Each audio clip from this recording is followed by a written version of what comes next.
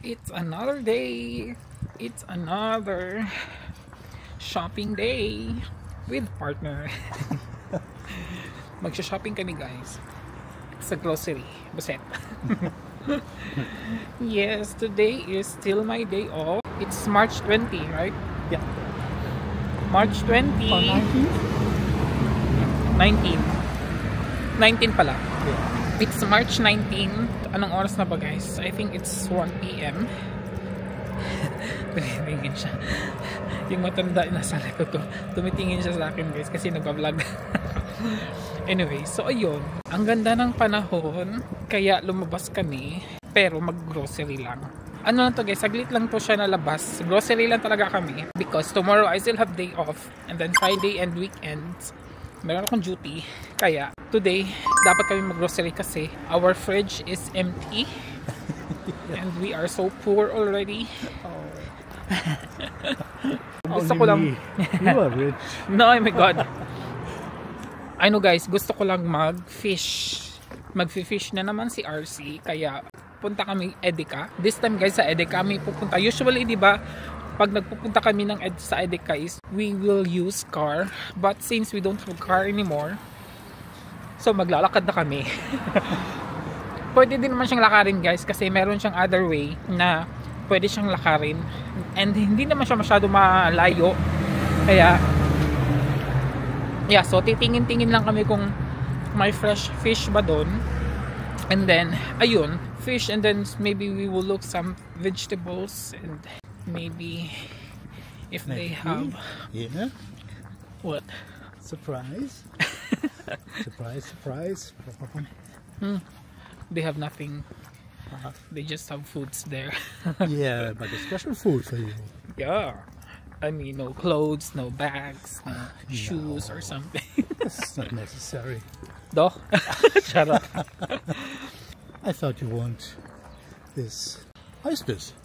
So yeah. Yeah, that's the surprise. Titingin pala kami ng oysters kung meron ba silang oysters today. And then mag-oysters tayo for today's vlog. Charot. Dito kami dadaan guys. Diyan yung dadaan namin. This is another guys, train station. Hindi ito usually na pinupuntahan ko na station papuntang downtown. This is another train station guys. Tawag nito is Ostbahnhof. And then dyan tayo guys sa na yan, other side. Actually malapit lang din talaga sa amin. So ayan yung U-Bahn guys, train station, Ostbahnhof yan. And then we will, hotel pala yan guys. I think pwede ako mag-work dyan. I've always thinking lagi guys na Hampton by Hilton Hotel siya guys. Tawag niya na hotel, malaki siya. And then dito tayo dadaan papuntang Edeka. Actually guys, every time na dadaan ako dito, itong hotel na to, sabi ko, pag hindi na ako mag-caregiver, dito ako mag-a-apply. Siguro housekeeping or something like that, diba? pero hindi pa natin alam. We don't know yet.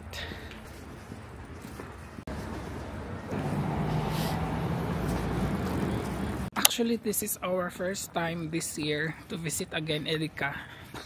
Right? Yeah.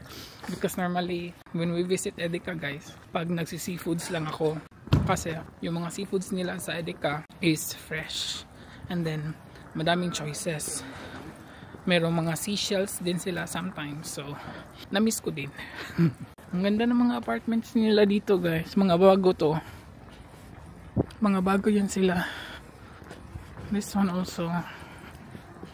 Ayan na yung Edeka guys. I think madaming tao guys because lunchtime na naman kaming lumabas. We will see.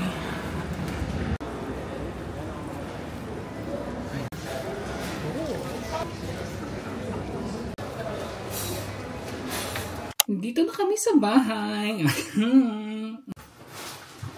Tatlong bag yung nabili namin. Ito from, unahin natin tong nasa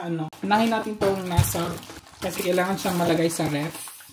Ito, this is fish, this is locks. Kailangan na siyang ilagay sa ref. Ang mahal niya guys, ilang kilo ba to? 600 grams. So, more than half kilos. And it's 22, 29 euros. Ang mahal no? Mahal ng ano. Nakaano kasi siya guys. Wala na siyang balat. Fillet siya. Wala na siyang balat tapos naka-slice na siya. So wala na akong gagawin. Siguro hugasan ko na lang siya tapos, di ba? Yun na lang. And binilan ako ni partner ng oysters. 5 ata to sila guys. Yes, parang 5 to. Yes, 5 pala. Alam niyo 5, nagko-cost siya ng 19.35 euros. Mahal no? Once in a blue moon lang naman kami bumibili ng oysters kasi mahal nga. And bumili ako ng 2 spinach. Gagawin ko to. Yan yung gagawin namin guys, kapartner ng ating salmon. Yun. And then, kumuha ako ng sili. Wala na pala kami sili. And kumuha ako ng isang avocado. So, yun lang ang laman niya. Etong bag na to. Ayan. Para sa akin to. Ayan. Kasi, nakita kasi ni partner nung last time, bumili ako nito 5. Tapos, sabi ko, para Pinas lang. Sabi niya, bakit hindi ka bumili para sa'yo? So, binila niya tayo for me. Ang sweet, no? Tapos, bumili siya ng apples. Sa kanya na, yung lalaki naman ito. Ang laki, 4 nito, guys. Ang laki nito. I don't know kung anong klaseng apple to. Basta 4 ang lalaki. Tomatoes. Yan. And lemon. Yan ang laman ng isang backpack. And sa aking backpack naman, hindi naman masyado kami madaming guys binili. Hindi nga puno. Tapos, nagdala kami ng 3 ganitong dinala namin. Tapos, may backpack pa kasi akala namin madami kami bibili pero wala. Hindi masyado. So, next is 2 carrots. This is for the, guys, yung ating gagawin. Another tomatoes. And kumuha ako ng celery. Pang snacks ko lang kasi guys. I-crave na naman tayo ng celery. And the rest is, kumuha si RC ng pistachios. For Pinas to. Yan. Sabi ko last na, diba? Pero, nakakita ko ng pistachios. Sabi ko magdadala ko sa Pinas. Diba? Ayun. Yan lang yung binili namin for today. Nasaan ba yung ito. At ang nabayad ni partner is 94.18 euros. Diba? Medyo mahal na din. Medyo mahal na din talaga guys yung mga bilihin this time. So, magpe-prepare lang kami. Kailangan kong kainin yung oysters. And I think hindi na ako magka-coffee. Si partner magka-coffee lang siguro. Ayun guys, na-excite tuloy ako. Hindi na ako makapaghintay. Kailangan na natin kainin yung ating oysters. First time for this year, I think. I don't know, I'm not sure. Pero parang first time ko to this year. Yes. Finally, nakapag na din tayo ulit. Nakapag oysters na din tayo ulit. Naglalaway na ako. Ito na lang siguro yung una nating kainin guys. Ayan, look at this. Kaya nyo ba yan? Ang taba niya, guys. Ang taba niya. Ang laki. Ang taba. Anuhin muna natin, ha? Yan, para diretso-diretso. Naglalaway talaga ako, guys. Lagyan natin ng lemon. Lagyan natin ng lemon. Uy, may pa, Kunin ko muna ang This is it. Pansit. Kain po tayo ng oysters. Oh my God, guys. I cannot. Grabe naman. Ang OA naman, syempre guys, kasi mahal at hindi tayo every time nakakakain ito. So, dapat i-enjoy natin pag may opportunity, grab it. Charot. Kain po ng oysters.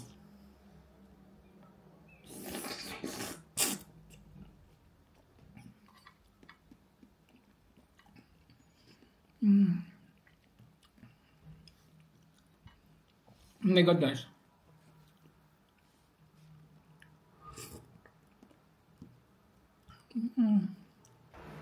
Alam niyo yung purong-puro, yung may manamis-namis, may dagat. Alam niyo yun? Uy, 1 down. Guys, ang tataba nila. Look at that. Uy, ang taba ng oysters niya. I see. Oh my God, guys. Ang taba-taba. Kasi last time, nung nag-restaurant kami, hindi ganito kataba. Again, sauce. Second one.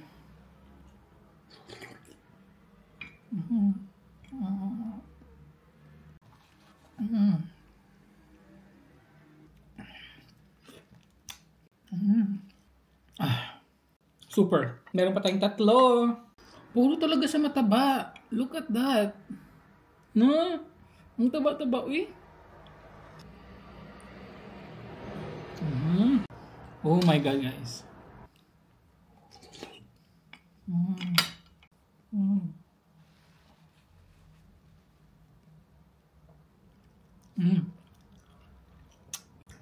Ang third one is medyo malansa. Medyo malansa yun. Pang-apat na to, guys. Grabe, ang taba talaga nila. Korea buyag. Diba? Ayan, guys. Mix, mix, mix.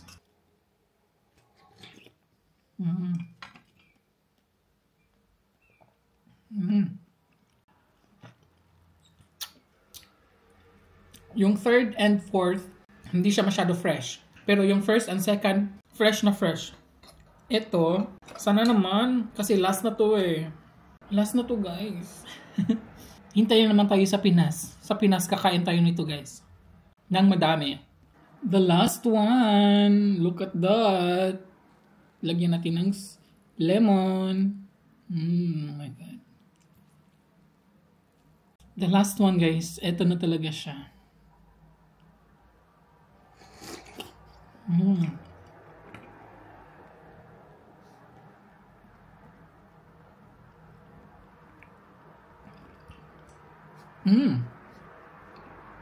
Perfect.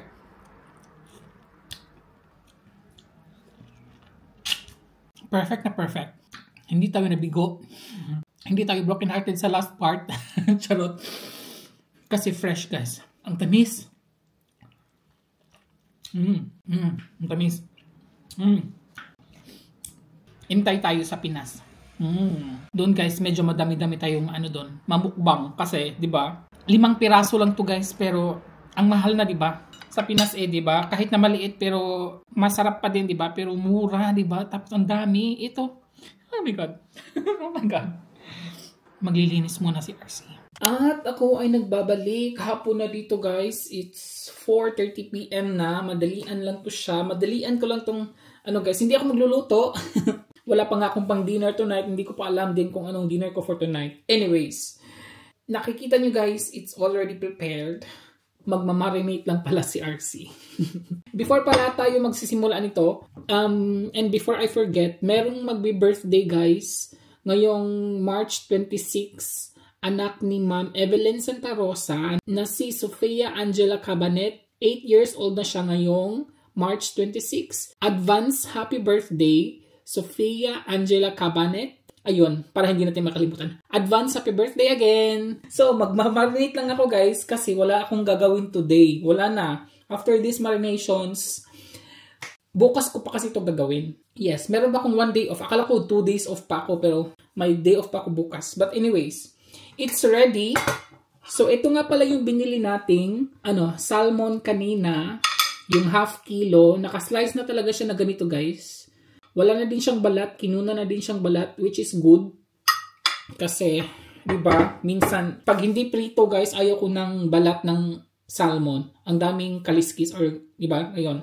And then, ito, this is pork tenderloin. Matagal na to sa freezer. Nakita ko lang siya. So, sabi ko, oh my God, kailangan na siyang makonsume. And I was thinking na imamarinate ko na lang din siya. Then bukas, lulutuin ko din to siya bukas. Hindi ko pa alam kung anong recipe nito for bukas. Pero we will see. Inano ko lang siya, guys. Very manipis na ganyang size. Yan lang siya. Kasi matagal na talaga to sa freezer. Last year pa din to, guys. Diba? So very simple marinations lang to, guys. Sabay, same ingredients na to, guys. Kahit fish and then pork. Pero same marination lang siya. Same ingredients lang siya. Diba? Ganyan naman si RC, diba? So, ang gagamitin nating, soy sauce for this time is from Kikkoman kasi hindi masyado maalat. Mga 3 lang siguro. Yan. And this one, 2, 3 din. 3 tablespoon din siya, guys. Ayan. And then, lagyan natin ng oyster sauce. Ito, mahirapan ako sa oyster sauce na to kasi, akala ko mahirapan ako. Nagkalat pa. 1, 2, 3. Ayan din siya guys. And dito din. 1, 2, 3. Ayan. Same talaga diba? Wait lang. Linisin ko lang guys. May naano ako. Nagkalat ako dito. Nagkalat si RC. We will add salt. Ayan.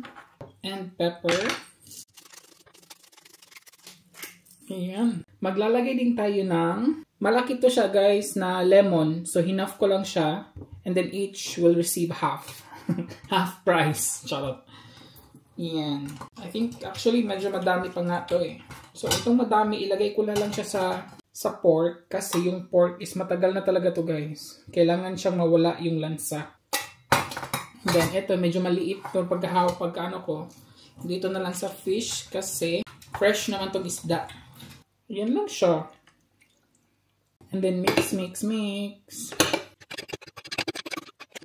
So, ano lang natin para even silang maano. That's it for the fish.